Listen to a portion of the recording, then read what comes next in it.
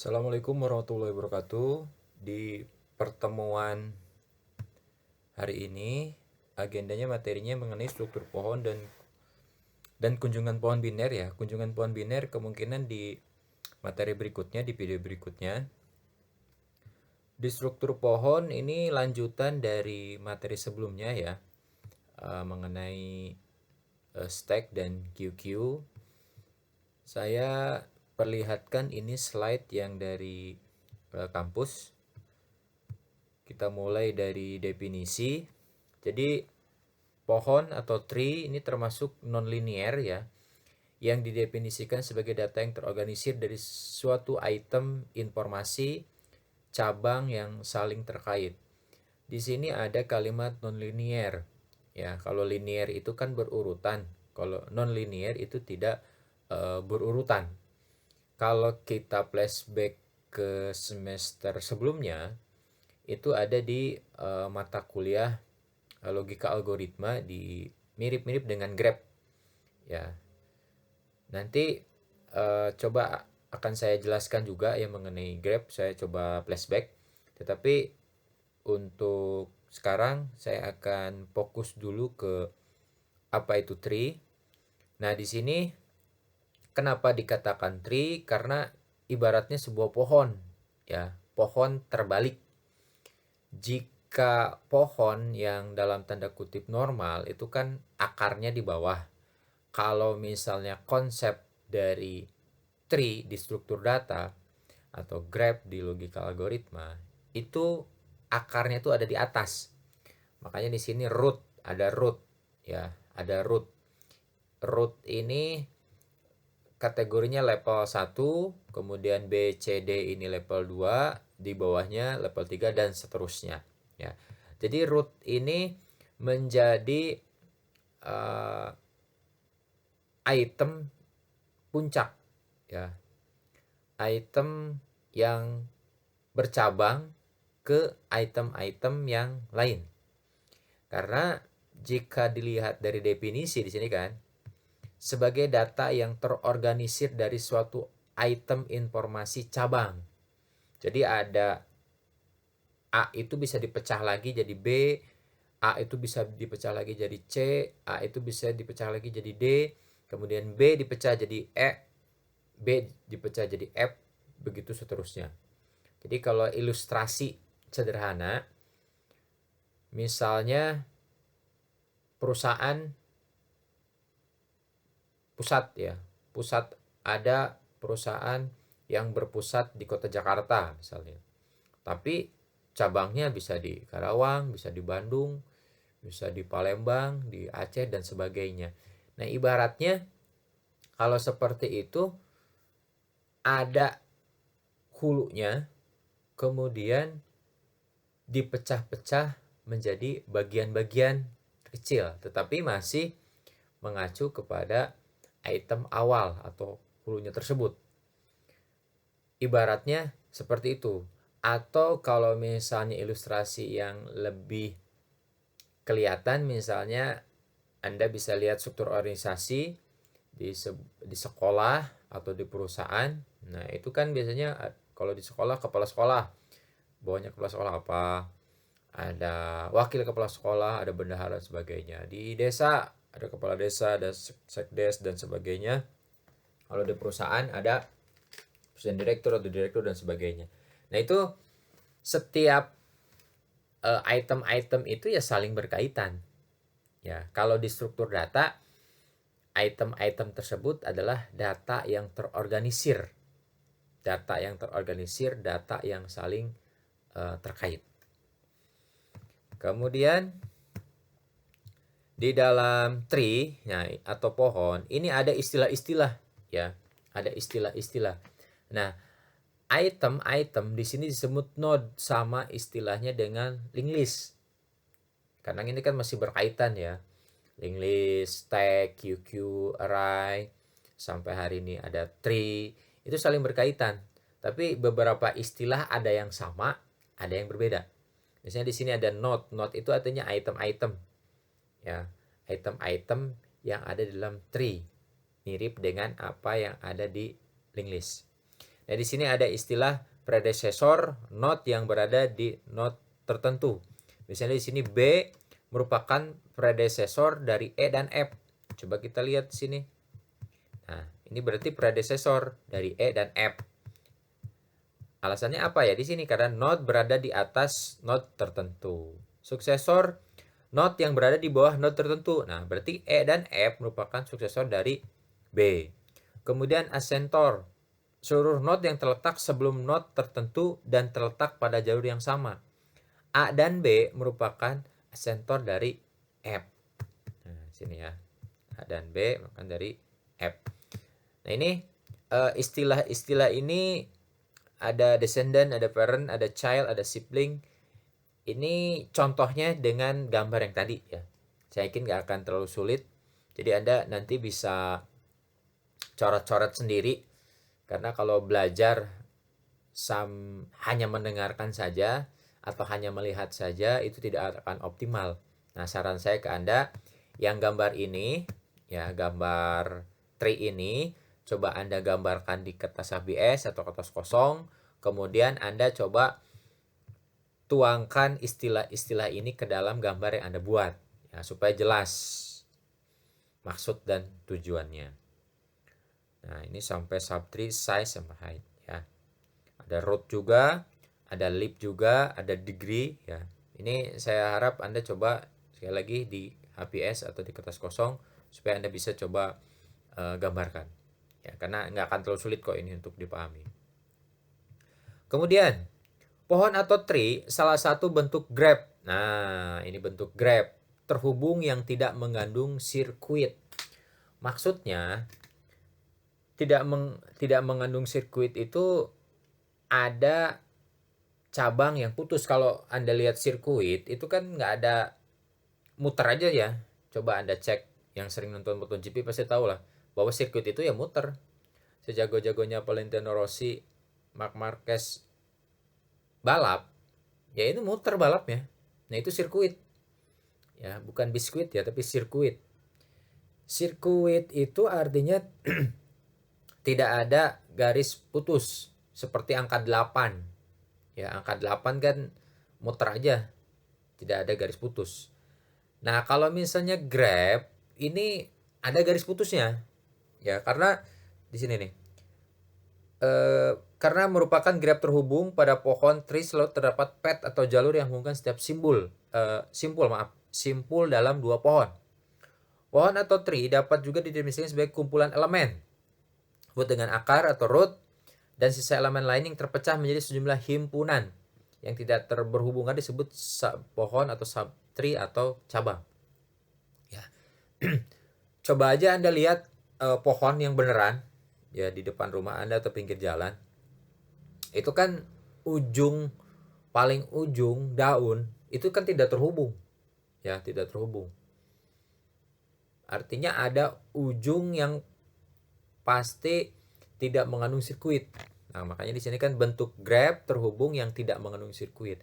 Memang dari akar, misalnya kalau lihat pohon tuh akar ke dahan itu kan nyambung, dahan ke ranting nyambung, ranting ke daun nyambung, tapi daun di ranting 1 sama ranting 2 kan nggak nyambung gitu. Maksudnya di situ ya. Nah, di sini yang uniknya tuh kan ilmu pengetahuan itu sebenarnya bisa ngelihat dari dunia nyata. Konsep ilmu pengetahuan, konsep struktur data itu diadopsi dari dunia nyata. Kalau orang yang kritis ngelihat pohon itu ya jadi metode, jadi ilmu pengetahuan. Makanya muncullah bahasan tree. Tapi kalau orang yang tidak mau berpikir banyak ya udah pohon aja udah. Nggak dipikirin ini nantinya jadi apa. Ya. Kalau ngomongin graph sedikit nih, ya. Mungkin Anda masih bingung dengan penjelasan saya mungkin. Saya coba permudah lagi cara berpikir Anda. Yang punya sosmed, ya saya yakin Anda generasi sosmed ya. Kalau nggak ngelihat sosmed sehari itu kayak yang sakit badan mungkin ya. Nggak lihat notifikasi di Facebook. Facebook apa-apa itu buat bapak-bapak. Oke, Instagram misalnya atau Twitter.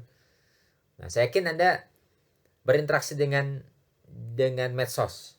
Apalagi umur-umur 17 ya. Ya dari umur sekolah sampai 30 tahunan atau lebih dari 30 tahun. Itu pasti sosmed. Pernah Anda berpikir nggak ketika Anda buka Facebook atau Instagram, si Facebook atau Instagram itu suka merekomendasi orang lain yang mungkin Anda kenal, ya. Pas Anda lihat, oh ternyata mutual friend-nya si A, si B. Oh ini ternyata teman SD saya. Oh ini ternyata teman SMA saya. Kok bisa tahu ya Facebook sama Instagram misalnya? Secara teori itu konsepnya Grab. Jadi saling terhubung.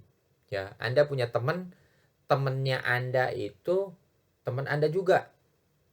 Ya.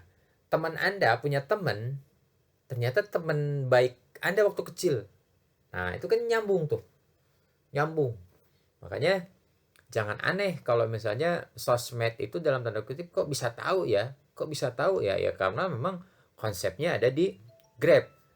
Item-item yang terhubung itu bisa saling berkaitan tergantung dari kondisinya, ya tergantung dari kondisinya. Nah ini contoh ketika berpikir Grab dengan tree. Nanti saya coba perlihatkan untuk contohnya ya, untuk contoh di videonya ya. Kalau untuk sekarang Anda fokus di pemahaman tree aja, bahwa tree itu bentuk Grab tetapi tidak mengandung sirkuit. Nah, di sini pembentukan awal ya. Ini ada simpul, ada sub pohon. Nah, ini kan saling berkaitan. Kemudian ini sifat utama pohon berakar. Pohon mempunyai simpul sebanyak n. Maka banyaknya ruas atau edge adalah n-1. Kemudian simpul khusus disebut root, memiliki derajat lebih besar atau sama dengan 0 ya. Ini sifat utama pohon berakar. Kemudian di sini ada rumusnya 2 pangkat n-1. Nah, kalau di sini untuk setiap level ini dipecahin lagi, ada sigma. 2 1 I kurang 1 ya. Ini adalah banyaknya simpul. Kemudian di sini ada istilah forest atau hutan, kumpulan pohon yang tidak saling berhubungan. Maksudnya gimana, Pak? Nah, Anda lihat aja hutan. Ya, hutan itu kan banyak pohonnya. Ya meskipun sekarang sebagian hutan sudah tidak banyak pohonnya. Nah, ini langsung aja ke contohnya. Diketahui suatu bentuk pohon berakar T sebagai berikut. Ada P. Ya. Simpul sebanyak 8. Nah, 1, 2, 3, 4, 5, 6, 7, 8 ya. 8. N-1 berarti 7. Root pada pohon T di atas adalah simpul P. Nah, root ini akarnya berarti P. Mempunyai daun. Nah, daun itu kan ujung-ujungnya R, S, V, sama W. Ya. Ini dari contoh. Kemudian ini ada keterangannya lagi nih. Level tingkat pohon. Level 1 P, level 2. Nah, ini kan kayak yang tadi ya. Ketinggian 4, jumlah daun 4. Dalam pohon T dapat dibentuk 2 buah hutan. Ya. Di simpul P hilangkan berarti hutan QRS dan TUVW. Ya. Ini dari contoh yang tadi. Kemudian banyaknya simpul. Nah, ini tinggal dimasukin aja. Nah, simpulnya 4, berarti 2 pangkat 4, 16, kurang 1, 15. Ya. Ini contoh. Nah, ini banyaknya simpul. Maksimum. Ini tinggal dimasukin aja rumusnya. Tidak sulit. Kemudian pohon biner atau binary tree. Biasanya ini digunakan untuk menyajikan data yang mengandung hubungan hierarkial atau elemen-elemennya. Nah, bentuk pohon berakar ini lebih mudah dikelola dalam komputer. Ini ada underline. Ya, sebut juga sebagai pohon umum. Ya, pohon umum didefinisikan sebagai kumpulan simpul yang mungkin kosong. Ya, ada left subtree, right subtree. Ya. Ini pemahaman dari pohon binary itu kan 2, biner. dua, 0 dan 1 atau kiri dan kanan. Pemahamannya seperti itu. Kemudian karakteristik pohon biner di sini ada 2 buah ya. Jadi pohon biner itu nggak mungkin cabangnya lebih dari 2 kan, karena juga biner. Nah, di sini kan setiap simpul paling banyak hanya memiliki 2. Derajat tertinggi simpul adalah 2. Dibedakan cabang kiri, cabang kanan. Dimungkinkan tidak mempunyai simpul. Nah, dimungkinkan tidak mempunyai simpul, tetapi lebih dari 2 tidak dimungkinkan. Ini contohnya kayak gini. Cabang kiri, cabang kanan. Kemudian ada di sini pohon biner penuh, full binary tree. Nah, di sini nih. Semua simpul kecuali daun sini memiliki 2 anak. Nah, B dan C. Complete binary tree. Sini nih. Di sini rootnya dia punya anak, tapi di sini nggak punya daun. Yang si C nggak punya daun, si B aja, ini nggak apa-apa. Tapi berarti tidak lengkap. Kemudian binary similar. 2 pohon memiliki struktur yang sama tetapi informasi berbeda. Ya, ini kan tidak ini ya. Ini rootnya A, ada B, C, ini rootnya P, ada Q dan R. Ekuivalen. 2 pohon informasinya sama, P, Q, R juga sama. Kemudian pohon miring, pohon biner miring. Ya, ini semua simpulnya satu anak turunan kecuali daun.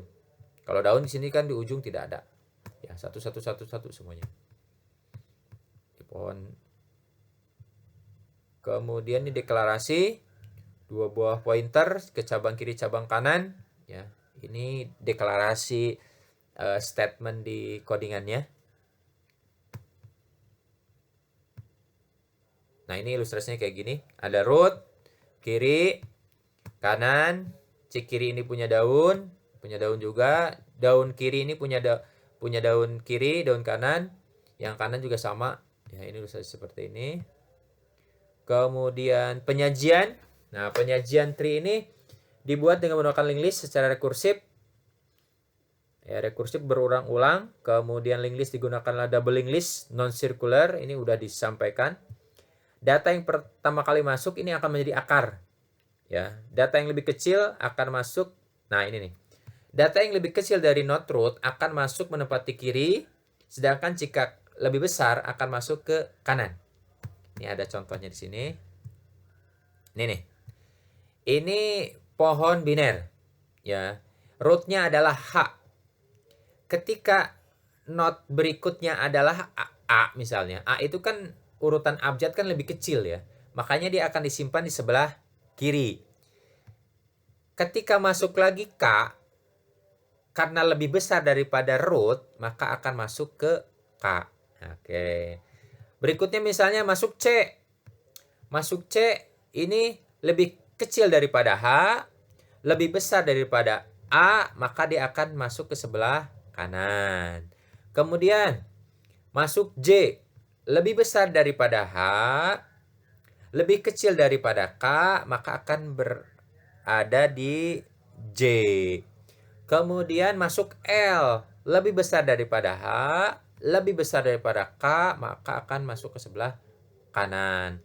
Kemudian masuk B, lebih kecil daripada H, lebih besar daripada A, lebih kecil daripada C, maka akan masuk B.